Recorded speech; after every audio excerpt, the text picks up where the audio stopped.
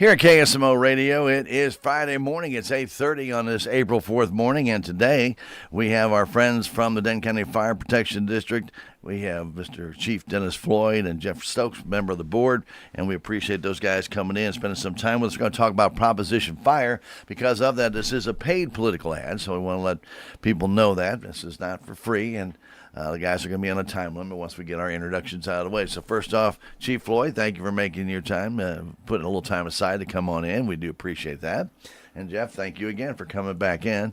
And as we mentioned when I talked to the guys as we came in, there were a few questions we did have after Jeff opened up leave your questions here if you had them. We did have some people call us asking how they could go back and hear the interview with Jeff that we had.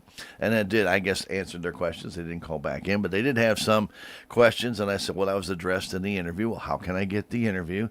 We do have that on YouTube, and it is on Facebook. So, and these are being streamed live as we speak right now. And this one will also be available about 15, 20 minutes after we conclude our interview. So if you miss a point, you're always welcome to go back if you're streaming with us and check it out again. Otherwise, you can also contact the fire department. They'll be glad to answer your question. And we want to make sure everybody is not left in the dark on any issue about Prop Fire. Have I set that up good enough? Fantastic. Sounds great. Sounds great. All right, great. All right, so I'm going to start the timer anyway for our 15 minutes, and let's go ahead and get started. Obviously, I want to remind people, Proposition Fire is not a new tax. And I think people still, I've heard this, it's a tax. It's not a new tax. Right. It's a $3.5 million general obligation bond issue. It's basically a way for the fire department to raise money more cheaper than going to, say, a bank. The interest rate is significantly lower than if we were to go somewhere here in town and ask for a loan. But also it benefits the town because then people of the town can actually invest into their fire department, and this is a municipal bond, so it's state and federal tax-free. Exactly. Right. So, yeah, individual investors, banks, your pension plans, your 401ks, you can invest in these bonds. And like you mentioned, they're state and federal tax-free. All right, very good. So we want to make sure that people do understand that, because if you are looking for an investment, and right now with the way the stock market was yesterday, that might be a good option for you. But it's investing back in your community. And the reason you guys need this, obviously, if anybody has seen the prices of things with the fire department, obviously I talked to former Chief Nash years ago when a new truck was $500,000. Now a new truck might be $1.5 million, and you're on a 2.5 to 3 year waiting list. Mm-hmm. Yeah, if you order a new truck today, you might not get it for 3 or 4 years, depending on the manufacturer and all the options that you ask for on the truck. So it takes quite a bit of time to get that. Let's also talk about all the equipment, though, that has to go in. It's required, but it's for the safety of the firefighters. That's the most important thing. But there's always these government regulations. Use something 10 times, you got to throw it away and start all over again. Those hoses, those apparatus for breathing, all those different things you have, none of that is cheap, is it? No, the breathing apparatus themselves are $7,000 a piece. We need about 24 of those to operate efficiently. So that's quite a dollar figure there. And how long do they last? They're good for 20 years. 20 years. And then, unless they're damaged. Yeah. I mean, if something happens before that, you have to have it tested or repaired, and and it might not be able to be repaired sometimes, so it just goes in the trash. And then when you go to replace that, it's not going to be $7,000. No, I mean, every year everything goes up. Right. I mean, it's just the fact of life, unfortunately. What about a hose? What's the approximate cost of a 100-foot hose? I'm trying to make this as simple as I can. Well, they come in 50-foot sections. Okay. They're anywhere from $300 to the larger diameter hoses are almost $1,000 a piece now. For a supply hose, the 5-inch stuff. It's crazy. Okay, plus, and then we talk about, obviously, tires, or even just maintenance on your fire trucks. Those parts, let's just talk about replacing tires. What's a tire for a fire truck? We just had to buy a few the other day. They were $400 a piece. And we've got quite a few tires down there on 11 trucks. So what we're trying to say, and then we have an aging fleet, correct? Yeah. Yes, You we know, do. so most of our stuff has been around for a few years. So obviously, parts are becoming probably a little bit scarcer.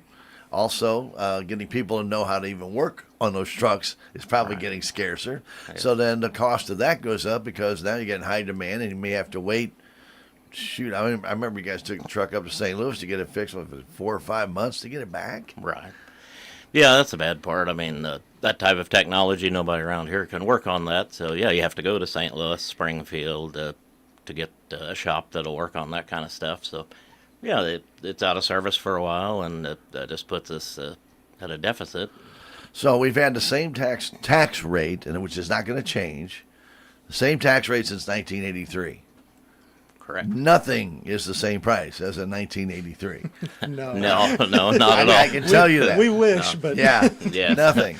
So I mean, so the taxes, and you guys have been very, very frugal with your money, and I know over the years we've had outstanding management of finances with the fire department to keep it going without having to ask for additional taxes and stuff. And you're not asking for more taxes now. You're asking for a bond issue to help. First off, do a number of different things. One, update the fleet, correct? Correct. Yeah, that's our top priority. Yeah, right now we've got 6 trucks that are quite old, and yeah, we'd like to update at least 5 of those with this bond issue. And you know, it's a big ticket item that we just wouldn't be able to do out of our regular monies. And even with a tax levy increase, it would take a number of years to replace all those. And right now, we need a bunch of trucks all at one time. So, And the key words there are right now. right. You know, we're not talking. Well, by the year 2030, we're going to need 5 new trucks. You really need to work on the fleet right now. Right now. Right. Yeah. Okay, so new trucks, obviously, but there is some debt that the fire department does have, correct? right. So there's over $900,000 of debt that the fire department carries, and tax revenues right now are $286,000, and we have to spend about $90,000 a year of that on debt payments. So one of the things we're hoping to accomplish with this bond is paying off that existing debt. And yeah. So paying off that existing debt will free up some more money in our budget that we'll be able to make investments for the future. All right, so very good. So, but it doesn't still take away the need to get new gear. You're constantly replacing things, correct? Oh, absolutely. Yeah. Yeah, I mean, the gear gets damaged all the time. So, you know, unfortunately, you crawl over sharp objects, broken glass, nails, you know, gets oil or gasoline on it. Yeah, so they get damaged all the time. It does, and I want to emphasize to people, the fire department is like, I'll say linemen. They don't get a chance to usually work on fires in 72-degree weather with no wind and everything is perfect, and they're out there, you know, with a little Mai Tai or whatever, trying to do their thing. Mm-hmm. No, you guys are out there when it's 15 below zero, trying to put out a fire, and the havoc that can create, or it could be 105 degrees and you're out there trying to battle a blaze, and how just intense that heat is. Sure. This, again, we talk about the safety of our firemen. That's number one. But if you have the new gear and you know you're safe, if you have older gear, it's going to wear out, and they're going to continue to wear out quicker and quicker and quicker because there's only so much you can do to fix it, right? Oh, absolutely. Yeah. Yeah, I mean, the turnout gear itself, and when it gets damaged, it's really hard to repair. It's just basically you have to replace it and toss it. Yeah. You know, these guys are going into environments that are hotter than an oven. Yeah. Basically. So that gear takes a lot of abuse. And like you mentioned, the chemicals, oil, gas, all that stuff gets on them and wears them out over time. And we had also, last time that we were able to chat a little bit, they go into conditions which you have no idea what's in that house. There's toxic fumes. And with some of the new, we'll say, technological advances with fibers. We have oil-based fibers. You have synthetic fibers that what they burn and what gases they emit, maybe nobody even knows. Right. Right. Absolutely. And that can affect firefighters. And as you were mentioning, there's a fire chief here in the area that has recently come down with cancer. Right. Yeah, and the firefighters that are more like a substantially higher risk of getting cancer, neurological diseases, all sorts of health ailments from the stuff that's in homes today, basically. And if they're wearing gear that's 10, 15 years old, that gear basically has chemicals and stuff in it from who knows how many fires. It gets baked on, And- doesn't it? Oh, Right. oh, absolutely. Yeah. Yes. And that's why, it's so important that we're replacing this gear frequently. And nobody knows what the future is going to hold on that, because you just continually see new fibers come out all the time. I remember going to a furniture store and rubbing my hand across this, what I thought was cloth, and I'm thinking, wow, that is so soft and smooth, and it's recycled plastic. Yeah. And when I asked them about it, they said, "Oh yeah, it's a great way to recycle plastic." I said, "It's plastic. If it burns, it's going to just fall into like an oil. Yeah. It's going to melt." I said, "Well, it's not supposed to burn." Okay, the key word there is supposed to. Right. Yeah. But if it does burn, if it's hot enough, anything will burn, right? Oh, absolutely. Yeah.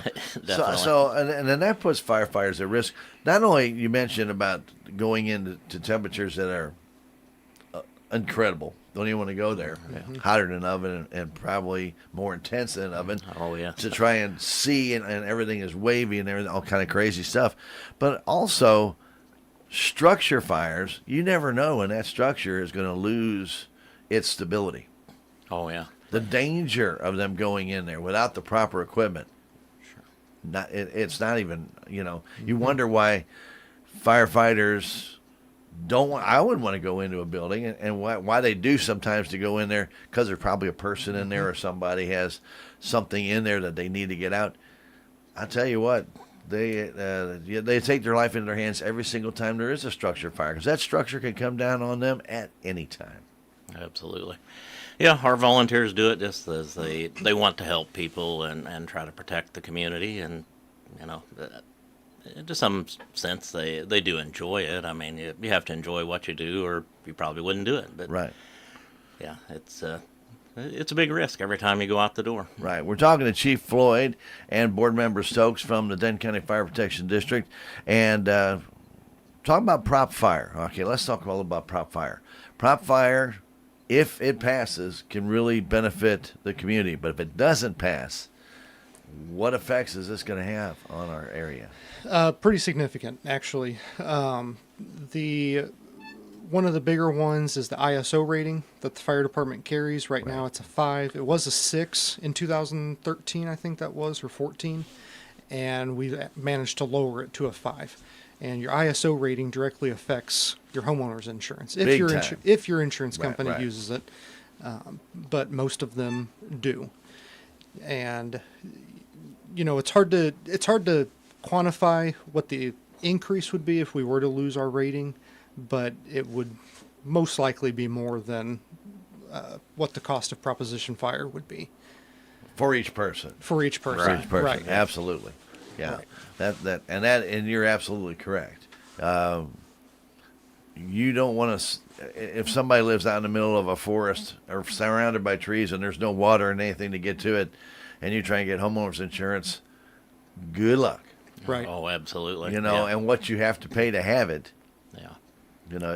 You realize Yeah. prop fire would be a very, very good idea. Very good investment. Yeah. And I don't know that I know of an insurance company that doesn't look for a reason to raise your rates. Yeah, exactly. Oh, Give yeah. 'em- don't give me a reason. I think Hank Jr. did Yeah. that one. Don't give me a reason Yeah. not to do that. But also, we already talked about, even though our equipment gets repaired and things, the chances of further breakdowns, quicker deterioration, that's all part of it, right? Oh, absolutely. Yeah, I mean, the older a vehicle gets, the more likely it's going to have problems. I mean, it's just a fact of life. Sure. It's just why people replace their vehicles and upgrade, because you're tired of working on the old one. And Right. And if it's you the can't same. eliminate the current debt, you really can't afford to go into a higher debt, because of the tax rate you currently have is not enough money to pay it off. Exactly. And that's the point that we're trying to get across to people, is that, fire department hasn't had an increase since 1983. Very hard to operate on finances from 40 plus years old. We're tapped out financially. So, for example, prop fire passes. how much additional would, I mean, people can get the exact amount by calling the collector's office. So you can do that 729-3911 if you want to know what's going to affect your property. But Right. on an average, how much would this increase somebody's assessment? Average, Stan, what we've been telling people is about $90 a year, and that's for people that are in the 200,000 assessed value range. I've talked to Shannon down at the assessor's office. She's or collector's office. Sure, sorry, sure. she's spoken to some people who have told them it's going to cost them as few as like $8 a year. Right. So, Well, I can guarantee you that's a lot less than the insurance company will cost you. 100%. Absolutely. 100%. Guaranteed. Yes, no doubt about Guaranteed.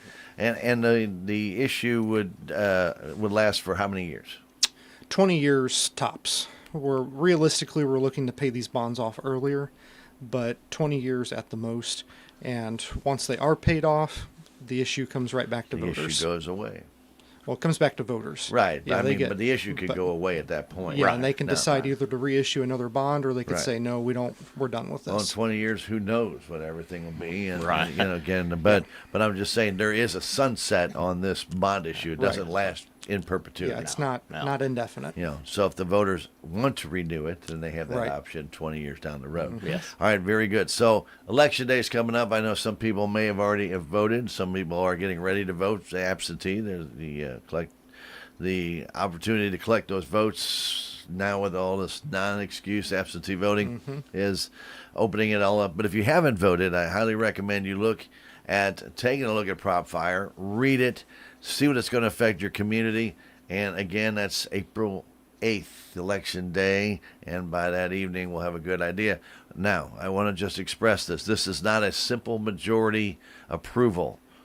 This one's a little bit tougher. You have to get about 57.84%. Yeah, 5/8 vote, I think, 5/8. is what it Yeah. comes down to.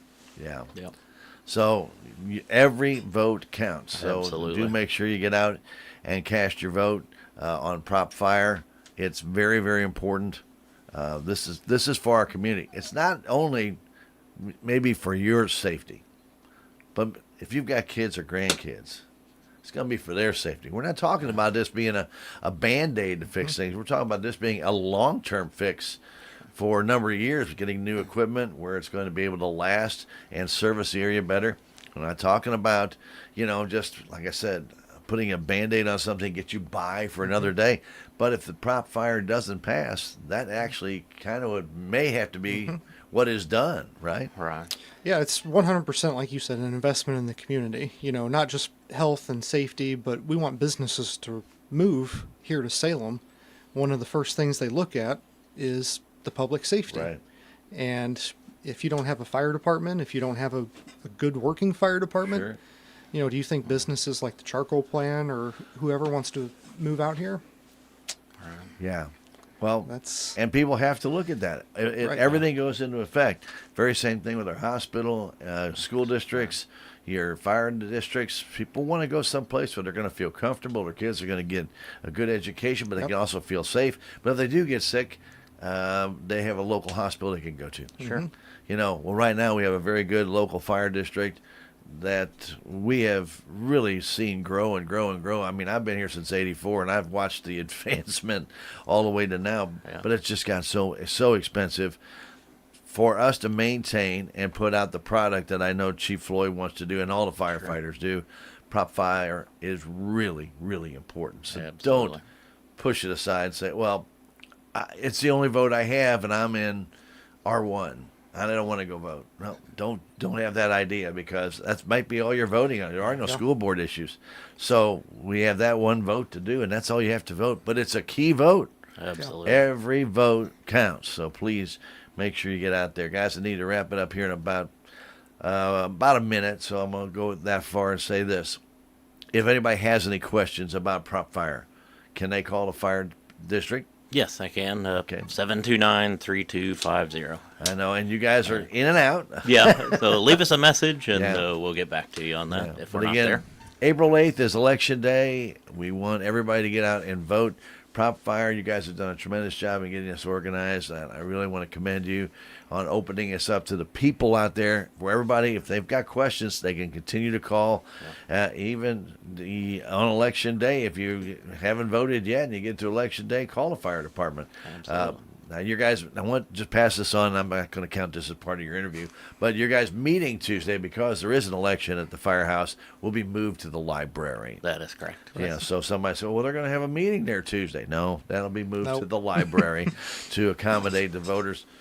And again, please get out and vote and check your voting voting district. Obviously, R2, R3 have no votes. There are no polling places in those two elections. So everything that's going to come from the Denton County Fire District is going to come from the R1 district out Northwood R4, east of town to Spring Creek East, Spring Creek West. That's it. That's all you got, and a little bit maybe out of Viburnum and that area, C4 area and stuff of that nature. But Yeah. there's not a lot of votes down that way.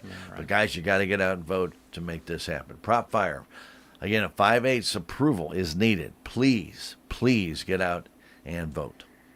Guys, any last words, real quick? I just would like to ask the public for their support, and we appreciate everyone. And Stan, Jeff, thank we you for having us. appreciate you. And Same. Yeah. any last words Thanks. from you, sir? No, thanks for having us on. We've really enjoyed this opportunity to talk to the community, inform them the best we can about what's probably the most important decision this department's ever undertaken in its history. Again, not a new tax. It's a bond issue, and it will not cost you that much each year. It's based upon your assessment of your home. It could be anywhere, like Jeff mentioned, from $8 to maybe $75 to $80 if you have a very high assessed valued home. So again, this is a very affordable investment in your community. Please take a look at it. Guys, thank you very much. Chief Dennis Floyd, Jeff Stokes, thank you. Board member from the Denton County Fire Protection District. We appreciate all the great work. Got to remember, got a lot of volunteers that work down there, and those guys put themselves on the line for you every single day, and they do not ask for anything. And as a board member, I know Jeff, our Denton County Fire Protection District Board has been top-notch, working with a very slim budget. Yes. We know that. Yes. Mr. Floyd over here, he understands that very well. He's the one trying to put all the numbers together. But again, the great work you guys have done, really appreciate it, and the best with Prop Fire. Thank you much. All right, again, this is a paid political ad from the Denton County Fire Protection District Board for our Prop Fire proposition. It's going to be on the ballot April 8th. That's going a little too far. April 8th. And again, please get out and vote. The polls will be open 6 a.m. to 7 p.m. And you can vote absentee Monday from 8 in the morning till 5 o'clock in the afternoon. And also don't forget that the Denton County office for the county clerk is open on Saturday from 8 until noon for absentee voting. Or if you are not registered in the right location, you can get re-registered there on Saturday as well. Angie Curley and their staff do a great job there. So, want to remind everybody, get out and vote. Appreciate you guys for coming in here on KSMO Radio.